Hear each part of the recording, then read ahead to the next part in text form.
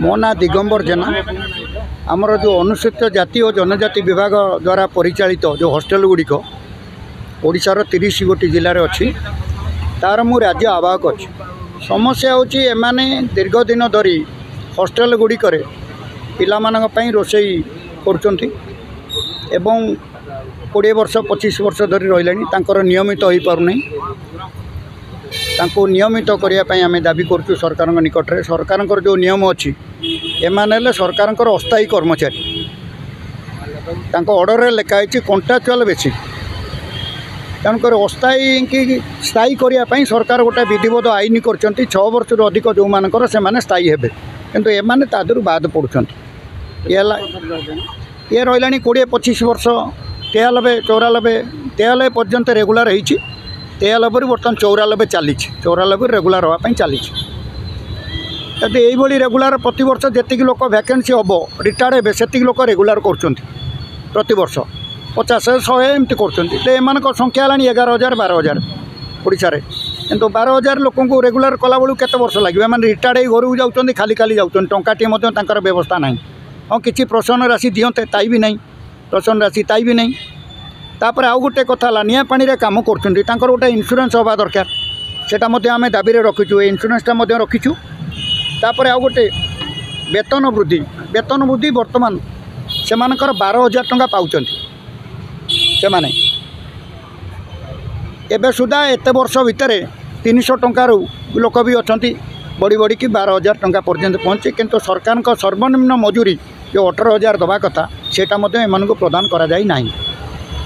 तापर आउ गोटे है आपणकर अवसरकालीन पेंशन व्यवस्था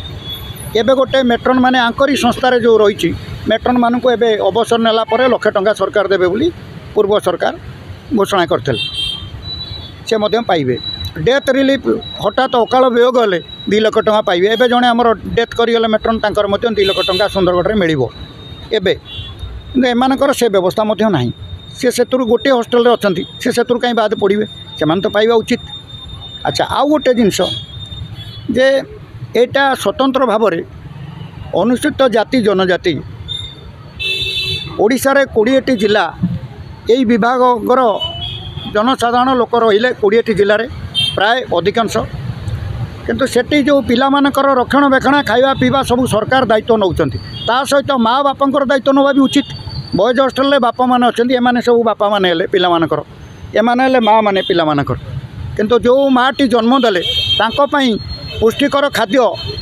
खायापाई सरकार जोगाउछंती पिला जितेबाला गर्भधारण करुच्ची सेतबेले माँ मान को खाद्य दौरान अंगनवाड़ी माध्यम पिलाटी सुस्थ सबल हेले से सुस्थ समाज गठन करिबारे सहायक हेबो तेणु ये जो माँटी बर्तमान तांको दीर्घ 15 वर्ष 12 वर्ष धरी पाठ पढ़े रखी सब करुँचे से माँ मान व्यवस्था भी सरकार करवा उचित आम गोटे अनुरोध करूँ सरकार तांको व्यवस्था भी करूँ पिला सहित माँ मान व्यवस्था करूँ। जिला टाकरा हाई स्कूल मुझे के मत 10 वर्ष है मो शिष्य भाव में कार्य करुँची जोटा कि पिलांकर आदिवासी स्कूल मेरे दैनिक मु 24 घंटा ड्यूटी करुँची सकाळू संध्या जाए ड्यूटी राति सारा ड्यूटी 24 घंटा क्या ड्यूटी अटैच करुँचे आमको रेस्ट मिलूना ड्यूटी तुलन में पारिश्रमिक आगे किसी पड़ूनी आम आज मंत्री को देखा कौन सब दाबी नहीं दाबी मैंने प्रथम आगे आम स्थायी निजुक्ति मैंने 24 घंटा परिश्रम करुँच मैंने गोटे पिलार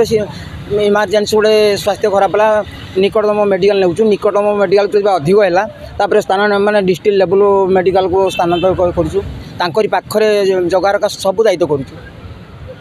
तुलन आम कि पाइपारूँ आशा रखी कि मंत्री आपन जो समस्या अच्छी समाधान कर देखा जाऊ आज्ञा कथा तो देइछंती कौन करेंगे सी।